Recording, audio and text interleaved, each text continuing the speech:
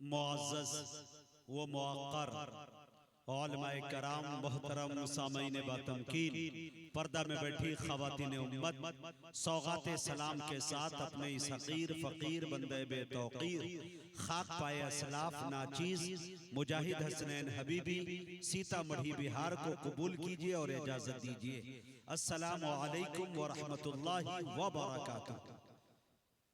प्यारे सामाईन, मैं समझ सकता हूँ कि आज का जो ये जलसा है, जलसा सीरतुन नबी पयाम इंसानियत के नाम, यकीनन मेरे दोस्तों ये एक रात दो रात की और दिन की मेहनतें नहीं है, महीनों की नींदें उड़ाई गई है और बड़ों की मीटिंग हुई है, एक साथ बैठे हैं, हजारों की जानें सर्फ की गई है, इसके अंदर कोशिशें वक्त सब लगी है, माल दौलत वगैरह वगैरह, तब जाकर मेरे दोस्तों ये आज आपकी बस्ती दुल्हन की तरह सजती हुई नजर आ रही है।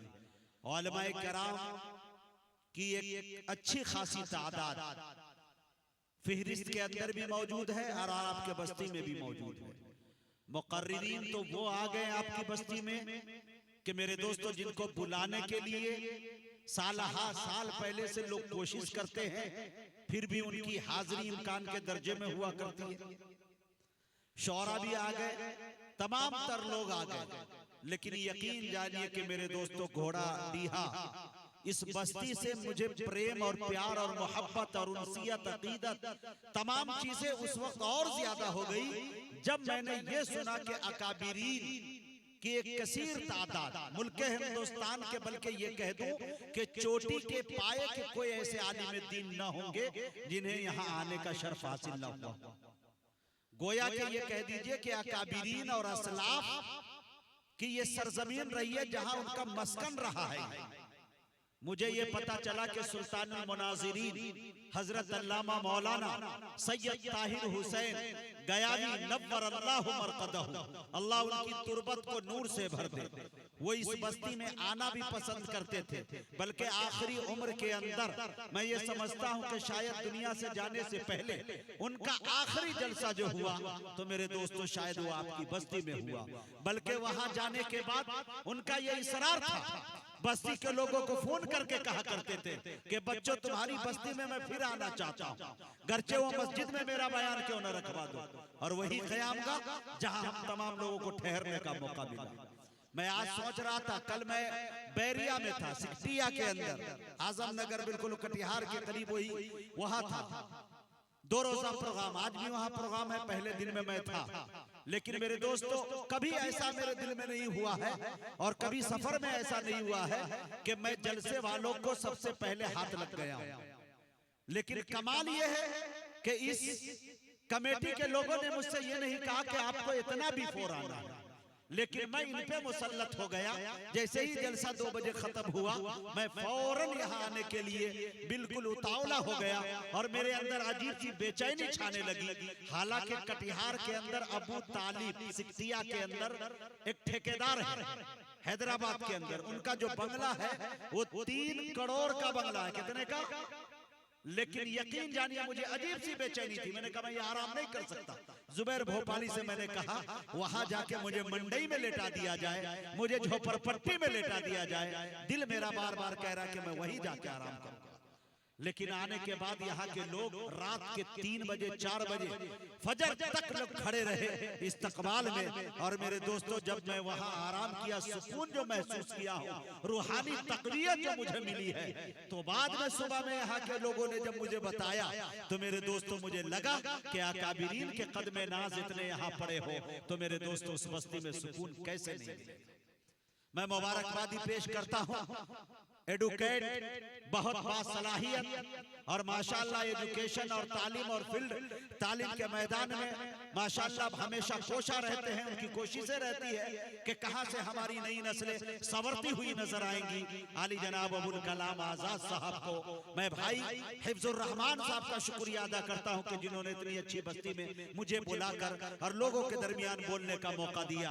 मैं जमीलुर रहमान साहब का भी शुक्रिया अदा करता हूं, तमाम अपने दोस्तों का शुक्रिया अदा करता हूं कि माशाल्लाह इतना जबरदस्त फैजुर रहमान साहब ने तो इस इलाके के पूरी चौहद्दी को दिखाया, पूरे जोग्राफिया देखने देखने को मुझे मिल गए माशाअल्लाह। और देखने को यही नहीं, पता ये चला कि जनाब हजरत मौलाना मिन्नतुल्लाह रहमानी नव्वर अल्लाहु मरकदहू की इस बस्ती में आमद हुई। मामूली बात नहीं है। अब एक एक करके मैं तफसीली गुफ्तगू करने लगूं तो मेरे दोस्तों मुझे पूरी रात आपसे गुफ्तगू करनी है। बीच बीच में इंशाअल्लाह इंजेक्शन, एंटीबायोटिक तमाम चीजें देने का मैं आपसे काम करता रहूंगा। एक बार रिक्वेस्ट ये करना चाहता हूं कि जो हजरात खाना खा चुके हो, शॉपिंग के चक्कर में लगे हैं, आप बाजारों में टहल रहे हैं, चाय खानों में बैठे हुए हैं, दालानों में बैठे हुए हैं, रोड सड़कों पे टहल रहे हैं, तो आप पिंडाल में आकर जगह लीजिए। ये शॉपिंग कल कटिहार में कर सकते हैं, किशनगंज में कर सकते हैं, इस्लामपुर में कर सकते हैं, आप जाके कहो सारे मॉल है मेरे दोस्तों, वहां जाकर आप कर सकते हैं। लेकिन ये शब्द, ये रात आपको मयस्सर नहीं। हमारे बहुत ही कदीम रफ़क़ा में से मैं कहूँ एहसानमंद में जिसका हूँ मेरे मुशफ़िक़ रहे, करम फरमा रहे, मुरब्बी रहे, जनाब हज़रत कादी असरार साहब कलदासपुर माशाल्लाह तशरीफ रखते। ये उन्होंने मुझे उस वक्त कसरत से बुलाया जिस वक्त मैं मुजाहिद हसनैन हबीबी उभर रहा था धीरे धीरे। एक एहसान मैं नहीं भूल सकता, शायद इलाका बहुत करीब में है। मैं सबसे पहले पूरे भारत के अंदर सबसे बड़ा प्रोग्राम मुझे जो माइक मिला, मंच मिला, खुदा की कसम मिंबर रसूल पे खड़ा हूँ और इस बात का एतराफ कर रहा हूँ कि मेरे दोस्तों वो सबसे पहला मेरा जो प्रोग्राम था वो दारुल कुरान सिंगिया का था। और मेरे दोस्तों उसके अंदर मशहूर दाई इस्लाम जनाब हजरत मौलाना कलीम सिद्दीकी साहब दामत बरकातुहुमुल आलिया और सऊदी दुबई से भी कई मेहमान आए थे। इतना बड़ा मजमा था, ठंड का मौसम था।